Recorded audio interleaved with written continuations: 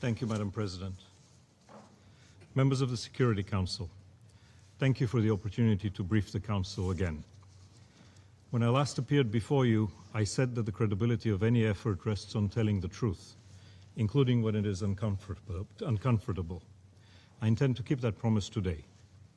In March, I reported that a framework for the decommissioning of weapons existed, and it had been put to the parties. In May, I presented to the Council the 15 articles of the roadmap itself. And on the 30th of July, Hamas and the Palestinian factions accepted the roadmap for completing the implementation of the comprehensive plan for Gaza. President Trump has called it a breakthrough. Indeed, it is a historic breakthrough. For the first time, Hamas and the armed factions in Gaza have agreed to hand over their weapons and to transfer full governing authority, civilian and security, to a transitional administration recognized by the United Nations. We now have the opportunity to dramatically improve life in a sustainable way for Palestinians in Gaza, to provide durable security for Israelis, and to move from a conflict that has destabilized the region to an environment that offers peace, prosperity, and economic opportunity for the entire Middle East. To achieve that transformation, we need the full implementation of the comprehensive plan and the roadmap. I know that some remain skeptical. I know that this Council has seen peace plans come and go and dissolve over time. It is, however, in the interest of Israelis and Palestinians alike and of the entire region that this plan does not unravel. The roadmap does not replace or contradict the comprehensive plan or UN Security Council Resolution 2803. It starts by reaffirming both as the guiding international framework and operationalizes what the Council has already decided. It covers the decommissioning of every category, let me repeat that, every category of weapon in Gaza. There is no gray zone and no category left out. Weapons are to be removed from factional control into the custody of the Transitional National Committee for the Administration of Gaza, the NCAC, and to be rendered unusable under international supervision. Withdrawal follows verified decommissioning and proceeds in phases. It is sequenced and reciprocal. Each step rests on the successful completion of the one before it. Gaza cannot be disarmed in a fortnight. What the roadmap fixes is not a date of completion, but the order in which things should happen and the standard of proof required at each stage. The National Committee is composed of independent Palestinian professionals.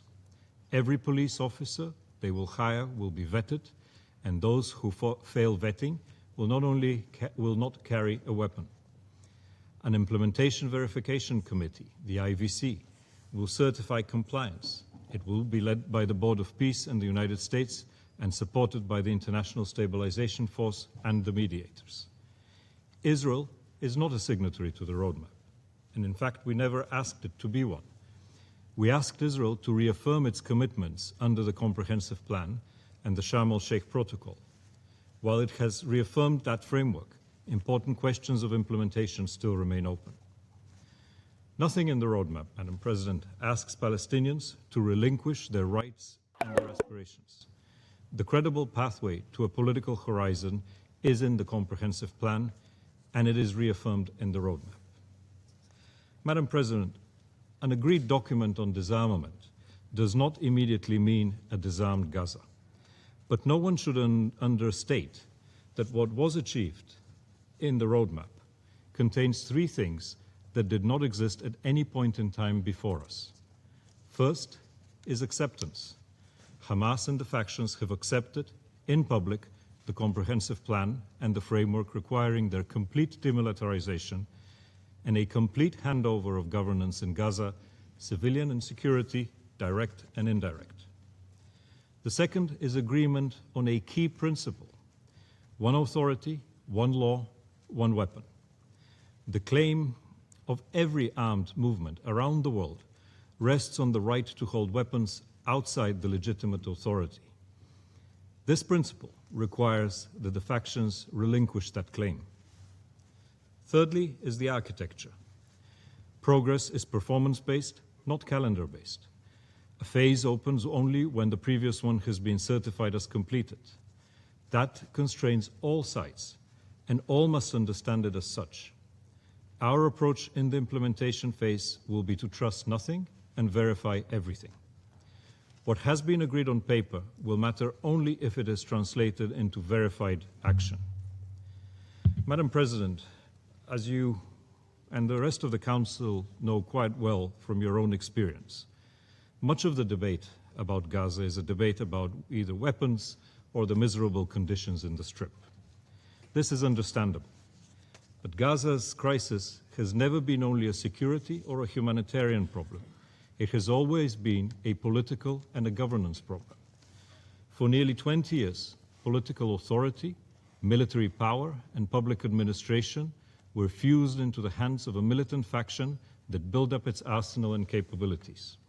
Israel dealt with it as a security problem, to be managed rather than resolved, an approach that neither disarmed that faction nor displaced it, but it preserved it as the only address for everyone in Gaza. The price paid for that status quo of 2 decades was paid in blood. Repeated wars, economic collapse, isolation, and immense suffering for both Israelis and Palestinians. That is why the alternative to armed rule cannot be built in the absence of a legitimate civilian authority. Under UN Security Council Resolution 2803, the National Committee, the NCAC, was constituted in January. It is led by Dr. Ali Shah and has developed into an administration that is ready for deployment. It has established its operational plans for policing, for public payments, for security, and for early recovery. On security, it has designed the structure of the future civilian police and built the vetting system that is required to staff it. It has prepared a 6-month Gaza recovery program drawn from a broader 2-year plan covering infrastructure, economic recovery, public administration, human development, digital transformation, legal affairs, peace and security, policing, weapons collection, decommissioning, and tunnels clearance. The National Committee is not intended, and it will never be, a replacement to the Palestinian Authority. Its purpose is to govern during the transition and restore effective administration. Administrative transition will ultimately be judged not by the structures that we establish, but whether Palestinians experience greater security, more reliable services, and a measurable improvement in their daily lives. Madam President, before I turn to the humanitarian situation, let me say what no indicator can actually carry. Behind every story and every statistic from Gaza, there is a real human, personal, and painful tragedy. Almost 3 years of war have left the people of Gaza bereaved, displaced, and exhausted. Next to them live the families in Israel who lost their loved ones in the massacre of October 7th. Grief in this conflict has never respected and will never respect lines, fences, borders, or walls. Nothing said in this chamber will restore what has been lost by the people. Unfortunately, vengeance will only beget more vengeance, and the cycle of pain will never end.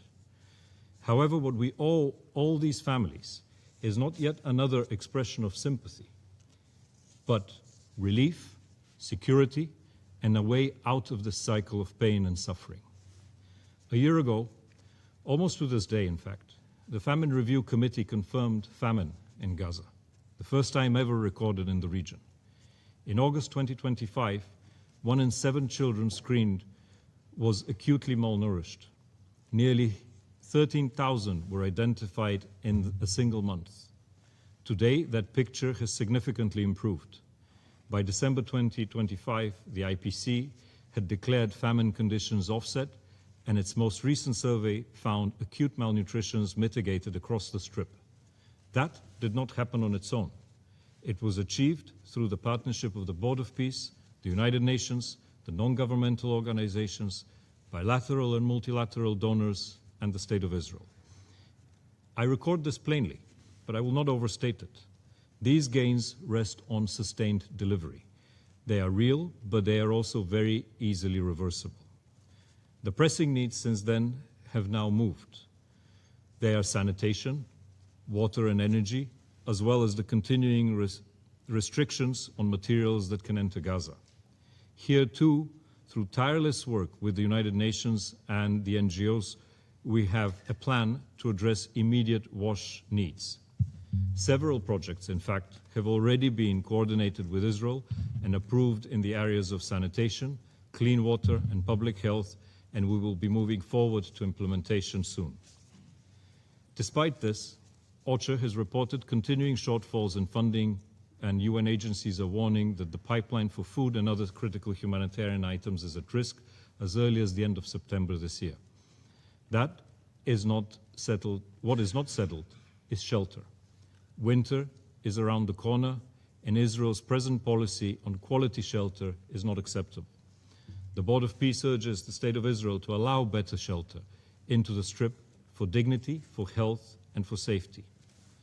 The International Stabilization Force, Madam President, continues also to generate under the command of U.S. Major General Jasper Jeffers. Sites are being prepared, and further countries are joining those that have stepped forward. I thank them and I renew my appeal for continued contributions. The Board of Peace and the ISF are also preparing a monitoring and compliance mechanism that will support the implementation moving forward. We will track implementation of the commitments by the parties and progress in the handover of governance responsibility to the National Committee. This is a critical tool to build confidence, track progress, and identify obstacles early enough to address them. Alongside, we're also implementing a very much needed deconfliction arrangement, a coordination cell and a liaison through which emerging threats on the ground can be raised and dealt with before they escalate. In our last meeting with the Prime Minister of Israel, we went through his government's concerns one by one and narrowed the areas that still require technical work. We reaffirmed a shared objective, a demilitarized Gaza that can never again pose a threat. We also agreed on a mechanism through which remaining questions will be settled and established committees for that purpose, and they are already meeting. This is not a process that has stalled. It has moved from the negotiating table to the engineering table. Madam President, I will not pretend to this Council that the road ahead is going to be easy. The first risk is the distance between what has been agreed and what is happening on the ground. Israeli strikes have continued since the roadmap was accepted, and Palestinian civilians are still being killed. The ceasefire holds, and casualties have fallen sharply, but they have not stopped. A ceasefire, in fact, under which civilians are still buried, is not yet one that the people of Gaza can really feel. Every use of force that does not answer an immediate threat, and every incident that the deconfliction mechanism was not asked to resolve, costs the process something that is very, very hard to buy back. After 3 years of war and 20 years of military operations, I ask, will another strike on a munitions depot stop Hamas from rearming or tightening its grip on Gaza? It will not. It only delays the demilitarization that would happen, and it obstructs the civilian transition that should take place to ensure that remilitarization will not be possible in the future. The second risk runs in the opposite direction. Hamas has committed to cease all military activities. That commitment is still to be met in full. Every weapon carried, every tunnel still worked on, and every convoy still obstructed sets the process back and hands an argument to those who want to resume war. And as experience has shown, it will be Palestinian civilians, women and children, who will bear the consequences. Gaza, Madam President, does not have it in it to have another catastrophe. If the ceasefire collapses and the Strip spirals into another full escalation, there will be no roadmap to return to, there will be no administration to deploy, and there will be nothing left on the ground to rebuild. That would not be a setback. It would be a point of no return for everyone. The third risk is time. Another winter is coming for people living in rubble and in tents. Ceasefires that deliver nothing visible are not sustained by patience, they are only exhausted by it. Madam President, none of this is an argument for stopping. It is an argument for knowing exactly what comes next. Three things must be in place for the process to move forward. The ISF needs to be able to deploy, Israel's undertakings under the Sharm el-Sheikh Protocol need to be implemented, and Hamas must adhere to its commitments. It is then that we can begin in those areas that conditions are best. The National Committee and the ISF will enter Gaza. The committee will begin to exercise its civil governance while completing vetting and handover procedures. Police weapons will be handed over to the committee's custody for dismantling. Heavy weapons, depots, tunnels, and production sites will be declared and moved for decommissioning. Militia and light weapons will also be decommissioned. That unlocks real change that people can actually see. Civil police rather than armed men on the streets, shelter before winter, recovery and rehabilitation, and the prospect of reconstruction and Israeli withdrawal. Reconstruction at scale will follow verified and irreversible progress on demilitarization. It is the only way to ensure that what is built is not going to be destroyed again. Madam President, finally, I have three requests of the Council. First, please say plainly and repeatedly what this Council has already decided. The complete decommissioning of weapons in Gaza and the implementation of the Sharm el-Sheikh Agreement are requirements of the framework endorsed by Security Council Resolution 2803 and the only route to Israeli withdrawal, reconstruction at scale, and creating the conditions for a credible political path towards Palestinian self-determination and statehood. Secondly, I call on all member states to work with the Board of Peace and the National Committee for the Administration of Gaza, as well as the United Nations, to ensure that the necessary support and resources are mobilized. The International Security Force requires troops, equipment, and enabling capabilities. The National Committee requires support for police training, public administration, and recovery. Gaza's students, the sick, and the injured require countries willing to host them and provide education opportunities and medical treatment. And last but not least, please preserve the political destination of this transition. Madam President, there's an old saying in the Middle East, trust God, but tie your camel. That is more or less the architecture of this roadmap. No one is asked to rely on anyone else's good faith, but a mechanism is only a mechanism. It cannot manufacture political will, and it cannot manufacture time. What it can do is remove excuses. After the roadmap, no one can credibly say that there is no framework, that the obligations are unclear, or that compliance cannot be measured. One question I'm often asked is there an alternative? I have heard some object to the roadmap. I have yet to hear an alternative plan, yet I see only two choices.